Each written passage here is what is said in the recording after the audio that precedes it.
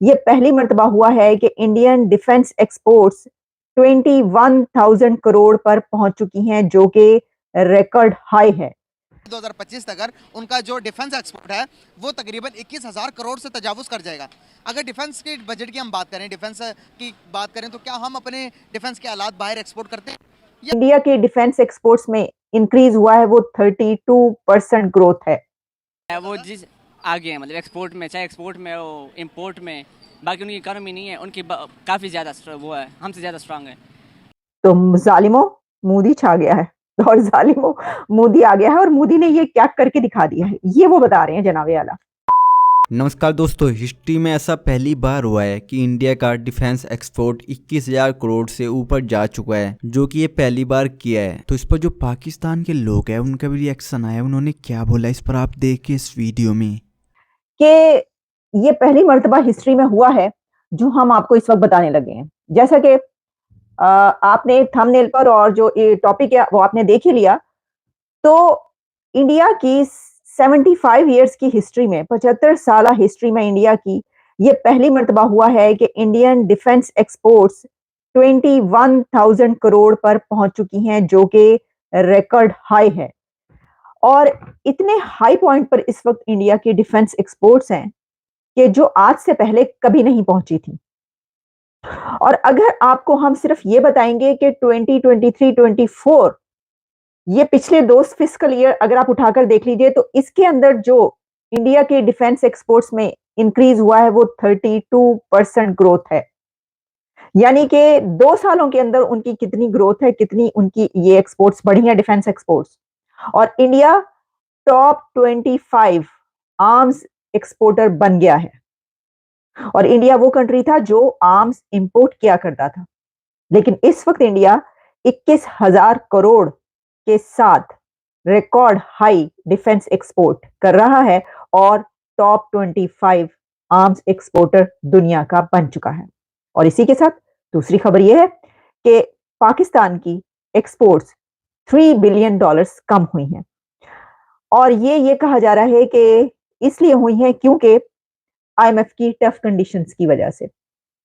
पहले हम बात कर लेते हैं कि ये जो $3 अरब की बात की जा रही है क्या है, इसके ऊपर बाद में आते हैं। पहले मैं आपको जरा ये डिटेल्स बता दूं, ये चक्कर क्या हुआ है, ये हुआ क्या कि इंडिया की जो डिफेंस एक्सपोर्ट्स हैं इस वक्त हर तरफ उसका चर्चा है और बात की जा रही है कि जनाब कहां पर पहुंच गया। अच्छा, इसको बताया किस तरीके से, पता किस तरीके से चला है कि जो राजनाथ सिंह हैं उनके मिनिस्टर, उन्होंने ट्वीट किया है और उसमें उन्होंने लिखा कि delighted to inform everyone that the Indian defense exports have scaled to unprecedented heights and crossed Rs 21,000 crore mark for the first time in the history of independent India.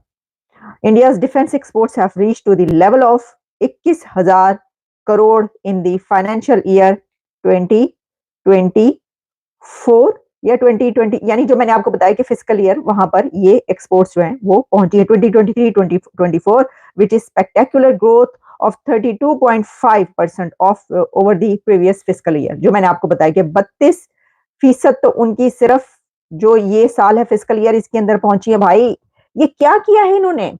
और फिर उन्होंने ये लिखा कि ये जो है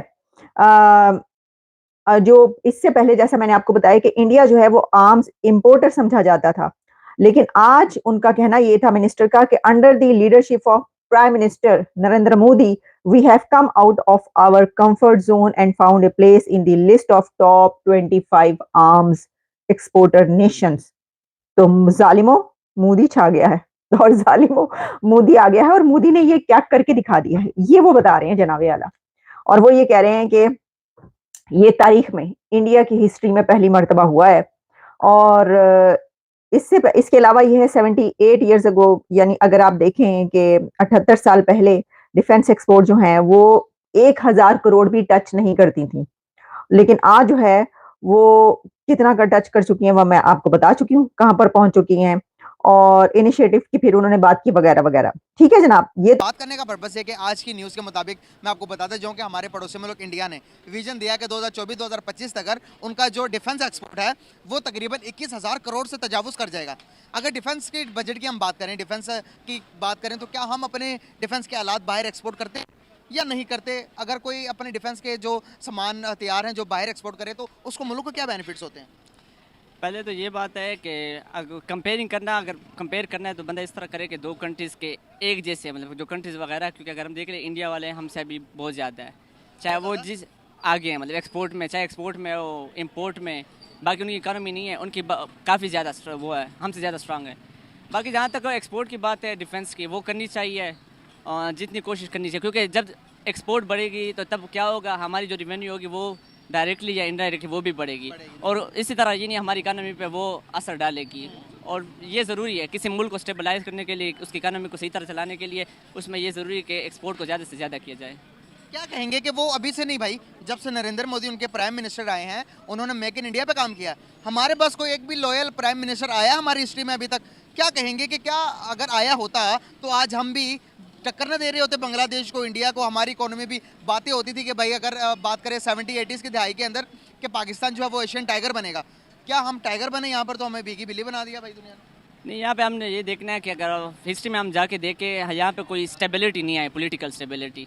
जब भी किसी प्राइम मिनिस्टर ने कोशिश की कि यहाँ पे स्टेबिलिटी क्रिएट की जाए, लेकिन वो उन्होंने कोशिश नहीं की। और इसमें हमें सारों को पता है कि इस्टेब्लिशमेंट का ज़्यादा रोल है, डायरेक्टली या वो इनडायरेक्टली हम देख सकते हैं। इसके अगर अगेंस्ट हम इंडिया को देख ले, वहाँ पे बिल्कुल स्टार्ट से जो नेहरू का विजन था वो उन्होंने क्या किया, उन्होंने कोशिश किया है, लैंड रिफॉर्म्स लेके आए हैं, बाकी जो रिफॉर्म्स वगैरह थे वो लेके आए हैं, जिसकी वजह से उनका जो वो था, उनके लिए जो रास्ता था वो बिल्कुल खुल सा गया। और इसके अगर हम अपना देख ले, यहाँ पे बिल्कुल सिरे से यहाँ पे पॉलिटिकल स्टेबिलिटी नहीं आई, जिसकी वजह से क्या हुआ, हमारी जो ग्रोथ थी वो रुक गई। और साथ में ये भी कह सकते हैं कि पहले अगर हम देख ले स्टार्ट के 10-15 साल अयूब खान के टाइम था, हमारे वाले कह रहे थे कि पाकिस्तान जो एशियन टाइगर बनेगा, वो तकरीबन 10-12 साल तक हुआ, 15 साल तक चला। लेकिन उसके बाद अगर हम देखें वहाँ पे वो जो स्टेबिलिटी थी वो ज़्यादा सही तरह वो काम करना उसने सही नहीं किया। और पॉलिटिकल इंस्टेबिलिटी की वजह से क्या हुआ, हमारी इकोनॉमी पे, बाकी जो सोशल और इकोनॉमिक सारों पे क्या हुआ, वो असर होना शुरू हुआ। बिल्कुल सही।